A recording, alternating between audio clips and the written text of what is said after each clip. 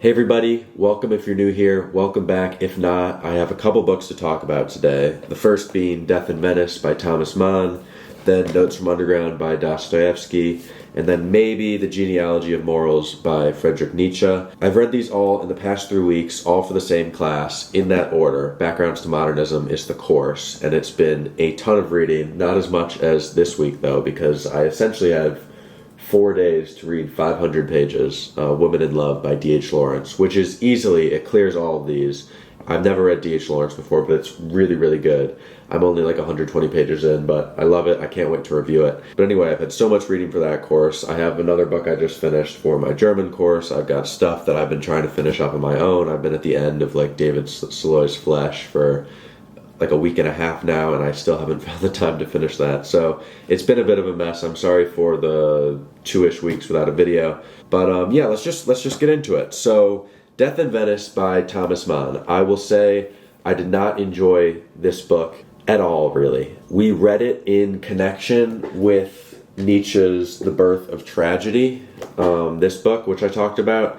And that made it interesting for me, especially because there were some like questions we had to answer, and you're kind of discussing two books in connection with each other. I will say, like, this was a book that I would have enjoyed reading outside of this class. This was not. I really found his writing very dense. He was I actually was just reading the Woman in Love introduction. I forget who actually wrote the introduction, but he was quoting a lot of Lawrence, obviously. It was sort of like a profile of his life and his style.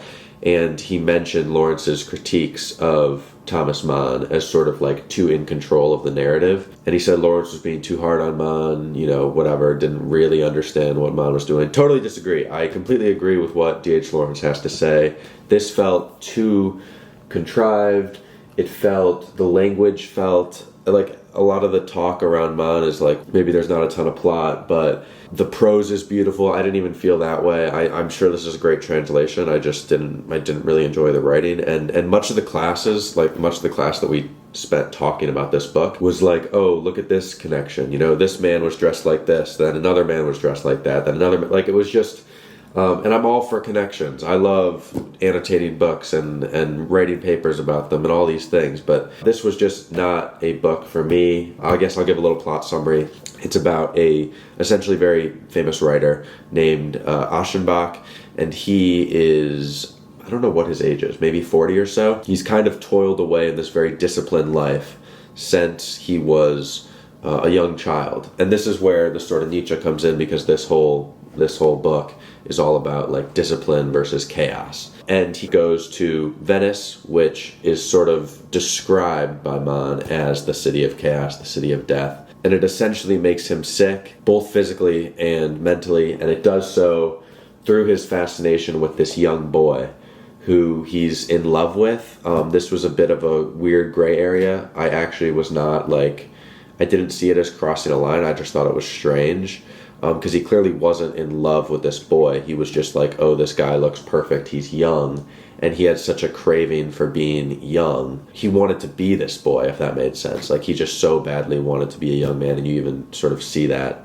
He sort of attempts to make that materialize towards the end. I don't know. The book weirded me out. Will I read Mann again? I have no idea. I know that, The Magic Mountain is supposed to be a great book. It's also huge. Definitely will put that off after reading this. It felt, this is a novella. It's like 60, 70 pages. Felt longer than the 500-page D.H. Lawrence I'm reading right now. So, not the biggest fan. Now, Notes from Underground by Dostoevsky. This is a book this is also sort of a novella, but it's like 130-ish pages. And this is a book about a man who basically spends the first section of the book, which is called Underground, describing his current situation. It starts off with the iconic lines, "I am a sick man, I am a wicked man, an unattractive man. I think my liver hurts. However, I don't know a fig about my sickness, and I'm not sure what it is that hurts me. I am not being treated and never have been, though I respect medicine and doctors. What's more, I'm also superstitious to the extreme." It's a really, really interesting opening. And he spends this whole thing basically describing how he lives underground. Not physically underground, but essentially he has removed himself from society. He doesn't see people. He doesn't interact with people.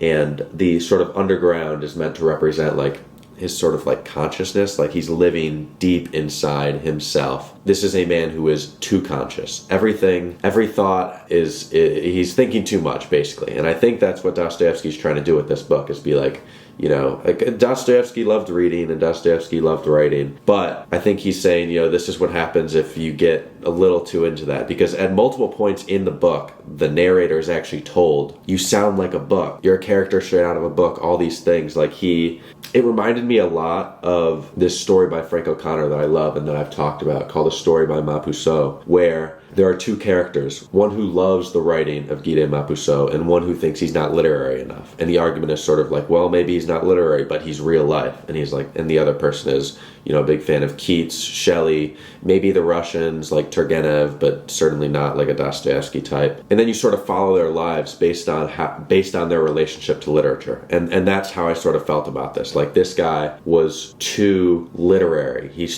took intellectualism to like the extreme. Yeah, I mean, it's sort of interesting because I think, having read this multiple times, I didn't feel this way this time. But I do think that there's a level of, in that first section where he's describing his outlook on life, he makes this argument that, the smarter you are, the more you think, the more interesting you are, the better you are, the less likely you are to act. You can't be an interesting person and do things. You have to not think in order to do things. And you kind of see where he's coming from with this, and it even does sort of make sense in the context of the book. But then he sort of flashes back 20 years to a point where he sort of inserts himself into the birthday party of an old school friend, and then he goes to a brothel where he meets a prostitute and tries to rescue her. And you sort of see how you shouldn't listen to anything this guy says, basically. It sort of totally undermines the character. He's not a good dude. He is unable to control himself, and you just get secondhand embarrassment. Like, oh my God, dude, just shut up. It's all going to be okay. You can make friends if you just stop talking for a second, stop trying to pick a fight with everyone. Like, it's brutal. It's a brutal read. I would recommend it. I don't know what it is, but I think there were several sort of like plot points or like interesting elements to how this actually like flowed and moved and was constructed that I just didn't notice the first or even second time I read this, which again has been a couple of years. But it's always nice to, and I don't reread a ton of books because there's just so many new things I want to read, but it's always nice to be like, oh, I think my reading has improved. I think I understand. I just had this experience while rewatching The Princess Bride, which was a movie I must have seen like 20 times between the ages of like 5 and 10, and I haven't watched it since then. And there were all these plot points where I was like, wait a second, there's like a real story going on. People are betraying each other. People are setting each other up.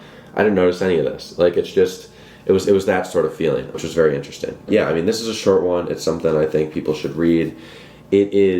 I do think Crime and Punishment is much better and is more representative of probably how Dostoevsky actually thinks about the issues that are explored here. I think this is a better way to look at the things he's looking at in Crime and Punishment. But I think Crime and Punishment is sort of him finding the flaws in this book, if that makes any sense. I don't know. Certainly better than Death in Venice. And then The Genealogy of Morals by Nietzsche. I'll touch on this briefly. Man, it is so hard to talk about these books that are, I mean, this is actually philosophy, but all of these are sort of philosophy in one way or another, and even if they're not, they're read that way because of the class that I'm in, and just how in-depth this professor goes into the texts. I think when reading Nietzsche, I'd never read him before. I've now read him twice in the last 4 weeks, 2 full books. I think that the interesting thing about Nietzsche, like the reason to read him is to be like, wow, look at what the mind can do. I don't know how much he is right about things. I actually agree with like I find myself agreeing with a lot, but I also think like he's very binary, more so with The Birth of Tragedy, which literally is comparing two things for 140 pages, the Apollonian and the Dionysian, and sort of how they work in tragedy. I talked about that in the last video or video before that, but this is like the same thing. Like, every time he approaches a problem, he's severely undervaluing one thing and severely overvaluing another. Of course, he does this in a way that sort of spins around and then flips on its head. So that's what I mean when it's just like, wow, I can't even fathom how hard it would be to write the kind of text he wrote. I could never do it. It is totally beyond me. And the way he gets from one point to another is so interesting, but so unfathomable. I mean, I guess this book is sort of about, he sort of creates these two sets of moral values, and it's sort of being like, let's the genealogy of morality. Like, right, we kind of think of morality as something that's fixed, instinctual. You know, you don't kill a person because it's wrong to kill a person, and that's just how it is. That's just, you know what I mean? Like, but he's like, let's go back and look at how we set these morals, who they benefited, you know, whether those morals apply in the same way to, you know, this person and this person. And I think that is maybe fundamentally the greatest exercise we could possibly do, especially at a time like this. You have to see how certain actions are looked at, you know, when you're in power versus when you're not. And he kind of traces this back to the nobility, the idea that good basically meant being rich and powerful, and bad basically meant being poor. And the terms he uses for this are master and slave morality. I'm not sure that those fit exactly for what he's trying to talk about, but then he kind of talks about how this idea of slave morality overtook this idea of master morality, which I don't think it did. Like I said, I think the sort of tracing back that he did is actually what we should be doing. And I was like, you know, 10 or 15 pages later, like, wow, this is so interesting. But then he sort of flips it and he's like, well, no, the slave morality has taken over. And he calls it like priestly, like the priestly values took over. And so now you have good and evil instead of good and bad. Because if you're using this set of morality, you have to look outside of yourself to deem someone bad or evil. It's no longer, you know, I don't have power, I don't have money, and that's what makes me bad.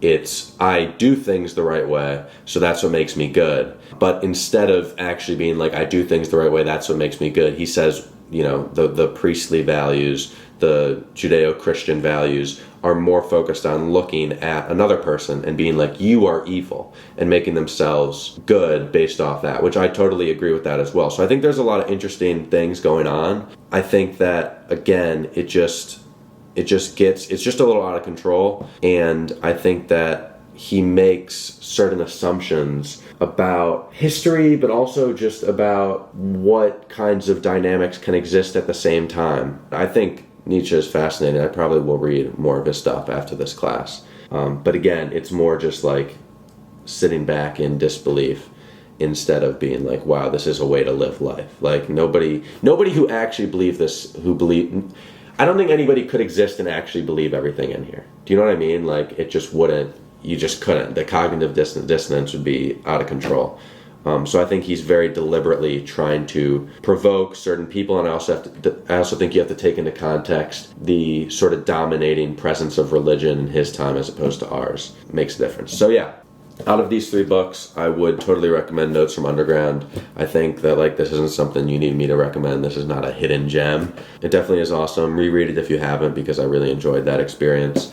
And then, my last Nietzsche book, finally. I mean, I like I said, I liked it, but I think I'm out on him for the next couple months. We do have like a 10-page essay or something, which is a little better than, 160 pages. And, I'll be back soon with thoughts on D.H. Lawrence, on David Soloy, on the new Brandon Taylor novel, which I'm reading right now. This is out in like 2 weeks or something like that. I'm starting a Tarjei Vesaas novel, the Norwegian writer who just got some stuff reissued by Pushkin Press. Reading more Frank O'Connor, as always. So just a ton going on. I hope you guys will forgive me. Oh, an Edith Wharton short story, my first Edith Wharton. I'm loving that. Okay, yeah, a ton going on. Hope you guys will forgive me for taking so long on the video. And just wanted to knock these books out. Please let me know what you think. If you've read other stuff by any of these authors, let me know what you think about that as well. Wishing you guys the best week ever. Go Cubs. Game 1 of the NLDS today. And I'll be back soon.